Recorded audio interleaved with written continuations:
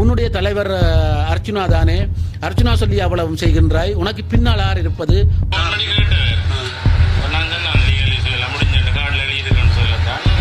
உடனே கேட்டார், நீங்கள் என்னை பற்றியும் எழுதியுள்ளீர்கள். நான் சொன்னேன், ஓமையா, நான் மனித உரிமை பாதுகாவலர் செயற்பாட்டாளராக இருக்கிறேன்.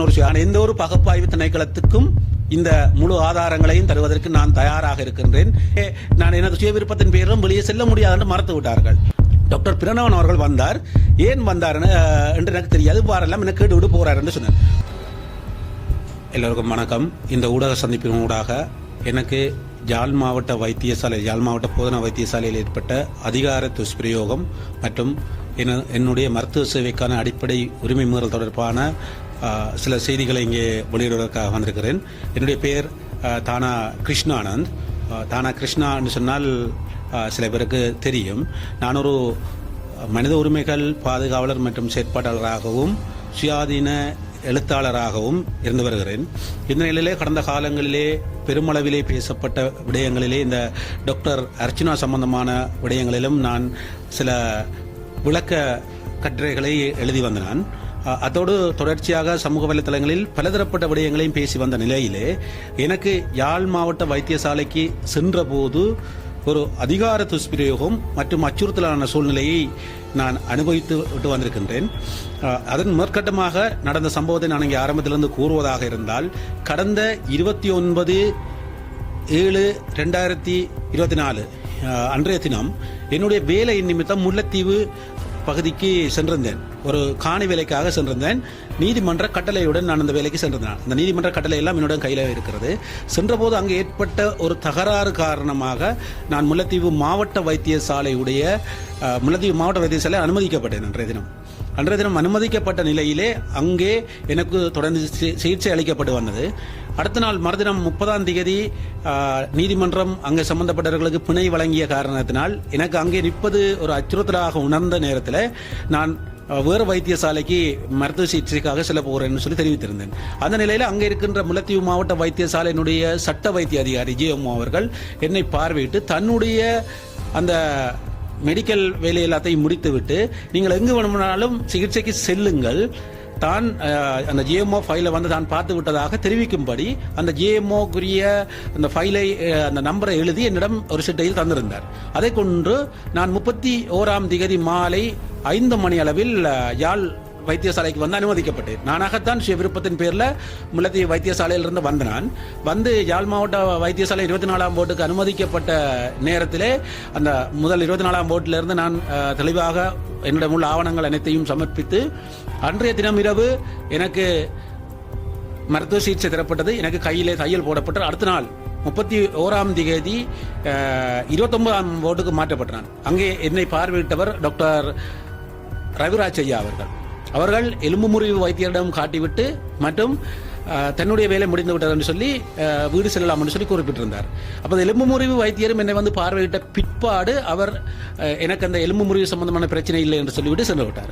நான் 29ஆம் நம்பர் நோயாளர் விடுதியிலும் என்னை முல்லைத்தீவு ஜேஎம்ஓ பார்த்த விடயங்களை முழுமையாக தெரிவித்திருந்தேன்.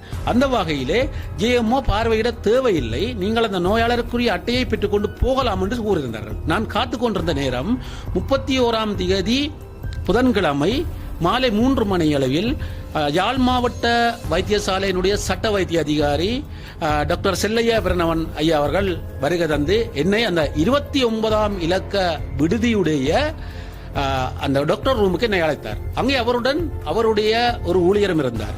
அழைத்தவர் நான் அங்கே என்னுடைய மருத்துவ சிகிச்சைக்காக அழைக்கின்றார் என்று நான் நினைத்து உள்ளே சென்று நான் அங்கே என்னை தொடர்ச்சியாக அந்த மருத்துவ சிகிச்சை சம்பந்தமான எந்த கேள்வியும் கேட்கவில்லை. தன்னை தெரியுமா என்று கேட்டார். அதுக்குரிய அறிக்கையெல்லாம் நான் முழுமையாக இந்த முறைப்பாட்டு கடிதத்தில் எழுதியிருக்கின்றேன். தன்னை பற்றி பேஸ்புக்கில் எழுதுவது நான் தானே, உன்னுடைய தலைவர் அர்ச்சுனா தானே, அர்ச்சுனா சொல்லி அவ்வளவும் செய்கின்றாய், உனக்கு பின்னால் யார் இருப்பது போன்று தொடர்ச்சியாக என்னை விசாரித்துக் கொண்டிருந்தார். நான் உண்மையிலே அங்கே நோயாளியாக சென்றிருந்தேன். எனக்கு அதுக்குரிய மருத்துவம், ஏனைய மருத்துவங்கள் அங்கே தரப்பட்டிருந்ததை நான் மறக்கவில்லை. இங்கே வந்த டாக்டர் செல்லையா பிரணவன் அவர்கள் என்னை விசாரித்துக் கொண்டிருந்து விட்டு திடீரென மேசையிலிருந்து எழுந்து சொன்னார், தான் என்னுடன் கதைத்த விடயங்கள் எல்லாம் ரெக்கார்ட் பண்ணிவிட்டேன், என்னை சட்ட ரீதியாக பார்ப்பதாக. அப்போது வரை நான் உணர்ந்து கொண்டது அவர் தன்னுடைய மருத்துவ தேவைக்காக எனக்கு மருத்துவம் தருவதற்கு அதுக்குரிய வேலையாக வந்திருக்கிறேன்னா நான் விளங்கி கொண்டேன். அதுக்கு பிற்பாடு தான் நான் மீண்டும் அந்த 29ஆம் நம்பர் நோயாளர் விடுதியுடைய பொறுப்பு அதிகாரி இன்சார்ஜ் என்று சொல்லக்கூடிய தாதியர்களிடம் சென்று நான் கேட்டேன், டாக்டர் பிரணவன் அவர்கள் வந்தார், ஏன் வந்தார் என்று எனக்கு தெரியாது, வாரெல்லாம் என்ன கேட்டு விட்டு போறார் என்று சொன்னார். அப்போது உங்களை பார்க்க தேவையில்லை தான் என்று கூறுகின்றார். ஆனால் டாக்டர் பிரணவன் டாக்டர் அவர்கள் என்னை அந்த வைத்தியசாலை அறைக்குள் வைத்து கதைத்த எந்த ஒரு ஆதாரமும் என்னிடம் இல்லை என்று சொன்னால், நான் ஒரு நோயாளியாக உணர்ந்து கொண்டு உள்ளே சென்று நான் அதன் பிற்பாடு எனக்கு ஆபத்து இருப்பதை விளங்கிக் கொண்டு பின்னர் நடந்த அனைத்து சம்பவங்களையும் நான் என்னுடைய கைத்தொலைபேசியில் வாய்ஸாக ரெக்கார்ட் செய்து வைத்துள்ளேன். அதிலே முதலாவதாக நான் ஒரு சில விடயங்களை போட்டு காட்டுகின்றேன் உங்களுக்கு. அது நிறைய ரெக்கார்ட் இருக்குது, கிட்டத்தட்ட 1 மணி நேரத்துக்கு மேலே. அதுக்கு பிற்பாடு நடந்த அனைத்து சம்பவங்களும் பணிப்பாளர் கதைத்தது முதல் ஒவ்வொருவரும் கதைத்த வரைக்கும் என்னிடம் இருக்கிறது. இங்கே நான் அந்த முக்கியமான சில விடயங்களை நான் உங்களுக்கு போட்டு காட்டுகிறேன். அதில் முதலாவது விடயம், நான் வந்திருப்பதை வைத்தியசாலையில் அறிந்து அந்த வைத்தியசாலையோட 29ஆம் நம்பர் இலக்க விடுதிக்கு ஜேஎம்ஓ அவர்கள் கால் பண்ணி கிருஷ்ணா என்பவர் நிற்கிறார் என்று கேட்டதுக்கான ஒரு ஆதாரத்தை நான் உங்களுக்கு காட்டுகிறேன்.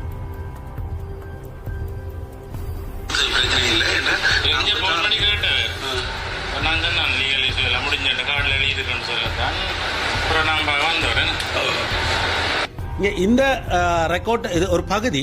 இதுல நீங்க கேட்டிருப்பீங்க, ஜேஎம்ஓ டாக்டர் அவர்கள் தான் அந்த 29ஆம் நம்பர் விடுதிக்கு அழைப்பை எடுத்து கேட்டிருக்கிறார், நான் நிக்கிறேனா என்ன பார்க்க வேணுமான்னு சொல்லி. இரண்டாவது விடயம், நான் பார்க்க தேவையில்லை என்று சொல்லி என்னை அவர் பார்க்க தேவையில்லை, ஏற்கனவே அங்கே முல்லைத்தீவு வைத்தியர் பார்வையிட்டு விட்டார் என்று சொன்னதாக கூறிய அதற்குரிய ஆதாரத்தையும் நான் இங்கே உங்களுக்கு தருகிறேன்.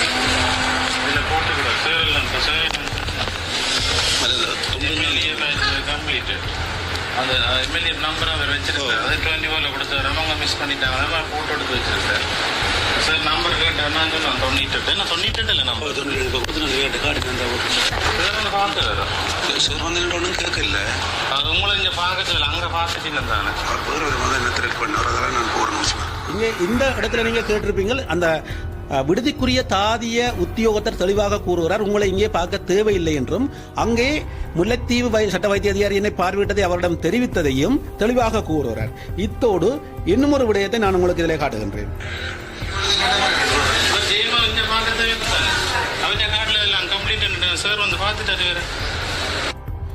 ஜேஎம்ஓ டாக்டர் அவர்கள் முல்லைத்தீவு என்னை பார்வையிட்டு அனுப்பிவிட்டார் என்பதை தெளிவாக கூறியதற்காகவும் இவர் இங்கே எதற்காக வந்தார் என்று எனக்கு தெரியாது. நான் அவரோட இடத்துல நான் யாரிடமும் நான் பிழை கூற வரவில்லை, என்னிடம் நடந்த விடயத்தை நான் இங்கே தெளிவுபடுத்துகின்றேன். அதுதான் என்னுடைய முழு நோக்கமாக இருக்கின்றது. இதன் பிற்பாடு நான் அங்கு உள்ள வைத்தியர்களிடம் அங்கு உள்ள தாதியுத்தியர்களிடம் தெரிவித்துவிட்டு எனக்கு ஒரு நிற்பதற்கு ஒரு அச்சுறுத்தலான சூழ்நிலையை உணர்ந்து கொண்டிருந்த போது நான் தொடர்ச்சியாக என்னை நிற்கத்தான் வேணும், வெளியே நான் எனது சுய விருப்பத்தின் பேரும் வெளியே செல்ல முடியாது என்று மறுத்து விட்டார்கள். ஆனால் நான் நின்றேன். அடுத்த நாள் 1ஆம் தேதி 8ஆம் மாதம் 1ஆம் தேதி காலை 8 மணி அளவில் அங்கே வருகை தந்த வைத்தியர் எங்களுக்குரிய அந்த மருத்துவ கன்சல்ட் என்று சொல்லக்கூடிய டாக்டர் ரவிராஜ் ஐயா அவர்களிடம் நான் நடந்த விடயத்தை கூறினேன். எனக்கு இவ்வாறு ஒரு அச்சுறுத்தல் ஒன்று ஏற்பட்டிருக்கின்றது என்பதை நான் தெளிவாக கூறினேன். அப்போது ஐயா அவர்கள் சொன்னார், இது சம்பந்தமாக என்னால் எதுவும் கதைக்க முடியாது, நான் உங்களை பணிப்பாளரிடம் அனுப்புகிறேன் என்று சொல்லி பணிப்பாளர் அவர்களிடம் அனுப்பினார். பணிப்பாளர் அவர்களிடம் அழைத்து சென்ற என்னை பணிப்பாளர் அறைக்குள் ஏற்கனவே நான் வருவதை அறிந்து அந்த வைத்தியசாலைக்குரிய போலீஸ் உத்தியோகத்தரும், அதாவது போலீஸ் ஓஎஸ்சி ஐயா அவர்களும் ஏனைய வைத்தியர்கள் இருவரும் அங்கே காத்து கொண்டிருந்தார்கள். நான் உள்ளே சென்று எனக்கு நடந்த விஷயத்தை சத்தியமூர்த்தி ஐயா அவர்களிடம் நான் தெரிவித்தேன். அதற்கு பிற்பாடு சத்தியமூர்த்தி ஐயா அது தொடர்பாக எதுவுமே என்னிடம் கதைக்கவில்லை.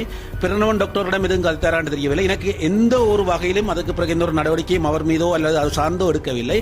ஆனால் தன்னிடம் தனக்கு ஏற்பட்ட சில விடயங்களாக கருதி உடனே கேட்டார், நீங்கள் என்னை பற்றியும் எழுதியுள்ளீர்கள். நான் சொன்னேன், ஓமையா, நான் மனதுரிமை பாதுகாவலர் செயற்பாட்டாளராக இருக்கிறேன், ஒரு சுயாதீன எழுத்தாளர் என்ற வகையிலே நான் விமர்சனங்களை எழுதுவது வளமை, எல்லா விமர்சனங்களும் எழுதுவது வளமை, ஆனால் நாகரிகமான முறையிலே நான் எழுதுவதாக நான் குறிப்பிட்டிருந்தேன். அப்போது திருப்பி மீண்டும் எங்களை பற்றியெல்லாம் நீங்கள் இவ்வாறு எழுதினா நான் உங்களை சும்மா விட மாட்டேன், உங்களை சட்ட நடவடிக்கை உட்படுத்துவேன், ஏஎஸ்பி சாரிடம் கதைத்து விட்டேன் என்றெல்லாம் கூறினார். அதிலே கடைசியாக ஒரு வார்த்தையை கூறினார், நீங்கள் வடபகுதியில் எங்கு சென்றாலும் இறுதியாக என்னுடைய மருத்துவமனைக்கு தான் வர வேண்டும், இந்த மருத்துவமனைக்கு தான் வர வேண்டும் என்று கூறியிருந்தார். அந்த கூற்றானது உண்மையிலேயே எங்களுக்கு ஒரு அச்சுறுத்தலான ஒரு சூழ்நிலையாகவும் எங்களுடைய மருத்துவ உரிமையை, அடிப்படை உரிமையை மீறுவதாகவும் தான் இங்கே நான் உணர்ந்திருக்கின்றேன். அதிலே கூறிய நான் ஐயாவுடன் கதைத்த விடயங்கள் கிட்டத்தட்ட ஒரு 30 நிமிஷத்துக்கு கிட்ட என்னிடம் ரெக்கார்ட் இருக்கின்றது. ஆனால் என்னுடைய தொலைபேசியில் அதை வாங்கி வைத்திருந்தார்கள். இருந்தாலும் என்னிடம் ரெக்கார்ட் இருக்கின்றது. இந்த விடயத்தில் ஒரு சின்ன பகுதியை மட்டும் நான் இங்கே போட்டு காட்டுகிறேன். மிகுதி அனைத்துமே நான் விசாரணையின் போது தெளிவாக வழங்குவதற்கு தயாராக இருக்கின்றேன்.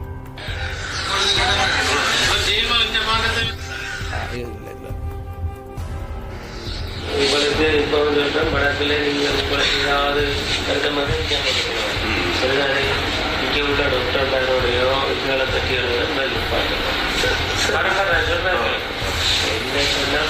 இந்த ரெக்கார்டில் நீங்கள் கேட்டிருப்பீங்க, தெளிவாக சொல்லப்பட்டுக்கிறது. கொஞ்சம் சவுண்ட் கொஞ்சம் குறைவாக இருக்கிறது, ஆனால் தெளிவாக விளங்கும்.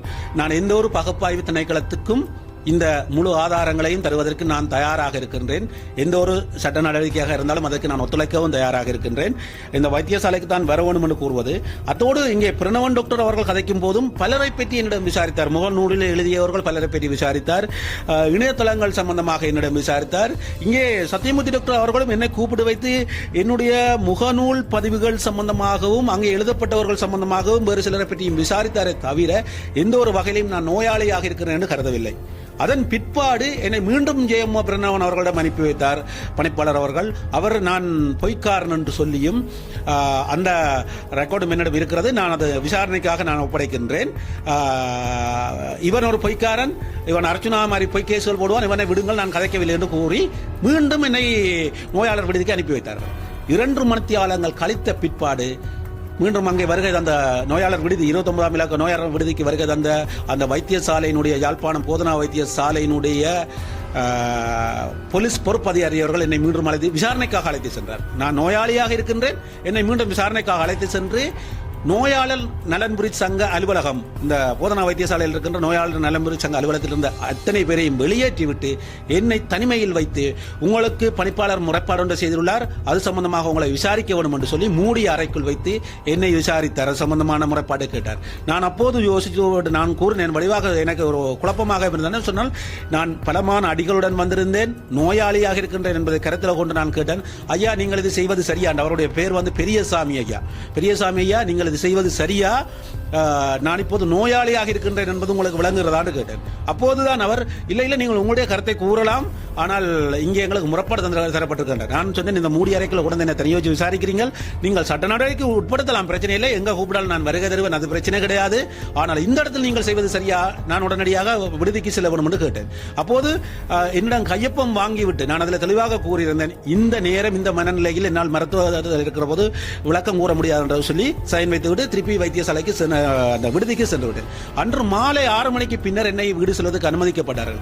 இங்கே இந்த விடயத்தை நான் தெளிவுபடுத்துவதன் நோக்கம், எனக்கான நீதி கிடைக்குமா இல்லையா என்பதற்கு அப்பால் இந்த விடயத்தை பொதுமக்களுக்கு கொண்டு சேர்க்க வேண்டும்.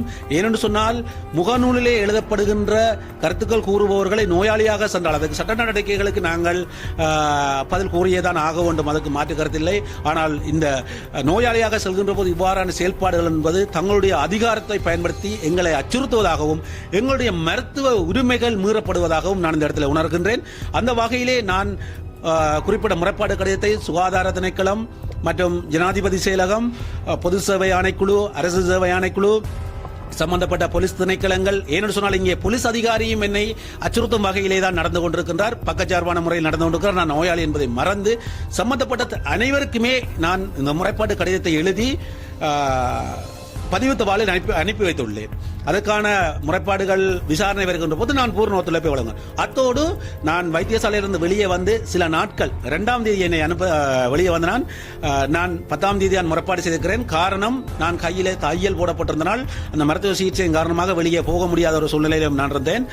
போலீஸ் நிலையத்திலும் உரிய முறைப்படி நான் என்னுடைய முறைப்பாட்டையும் பதிவு செய்திருக்கிறேன்.